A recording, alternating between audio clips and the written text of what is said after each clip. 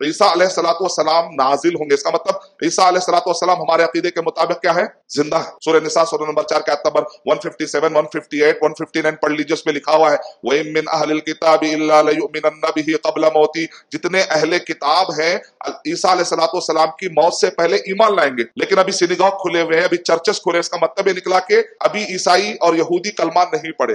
जब तक ईसाई और यहूदी कलमा नहीं पढ़े, इस बात की दलील है कि ईसा अलैहिस्सलाम क्या है?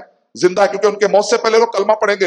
इस आयत से पता चल रहा है कि कुरान मजीद से दलील मिली कि ईसा अलैहिस्सलाम जिंदा है। जो लोग भी मुसलमानों में ईसा अलैहिस्सलाम मर गए का अकीदा रखते हैं, उनको अपने अकीदे को करेक्ट कर लेना चाहिए। ईसा अलैहिस्सलाम जिंदा है और कुरान मजीद में एक ने 10 प्रूफ है। मेरा एक बयान है यूट्यूब पे, कोई अगर आपको भटकाए मुसलमानों में खादियानी आकर या बहाई फिरके वाले आकर कि भाई ईसा अलैहिस्सलाम का इंतकाल हो गया, तो 52 तरीके से मैंने उसके अंदर रेफ्यूटेशन सिखाया है कि Jesus is alive in the light of Bible, in the light of Quran, in the light of reasoning. तो उसके अंदर 52 मैंने प्रूफ दिए हैं। अगर आपको उर्दू में भी है, इंग्लिश में भी है और अरबी में, 3 जबानों में मैंने बयान किया, क्योंकि अरब में भी बाज जगहों पर भटकाया जा रहा था, तो मैंने अरबी में भी दिया है। अरबी में भी किसी को देना है तो आप दे सकते हैं। उसके अंदर 52 प्रूफ है, बाइबल से भी कुरान से भी, कि जीसस जिंदा है। खुद बाइबल से भी प्रूफ मिलते हैं, 30 दलीलें बाइबल से मिलती है कि ईसा अलैहिस्सलाम जिंदा है। चाहे ईसाई हो, चाहे आपके खादियानी या फिर बहाई या आज के दौर में मुनकरीन हदीस, इन सब का आपको मुकाबला करना है, इल्म लीजिए। बगैर इल्म के मत जाइए मैदान, मुसल्लाह होकर जाइए, इल्म से मुसल्लाह होकर मैदान में, डिबेट में, इल्मी गुफ्तगू में उतरिए, वरना फिर आपको शक में डाल देगा। जितना हो सके शक वालों से दूर में रहना चाहिए, लेकिन अगर कोई पीछा पड़े तो इल्म के जरिए से मुकाबला करिए,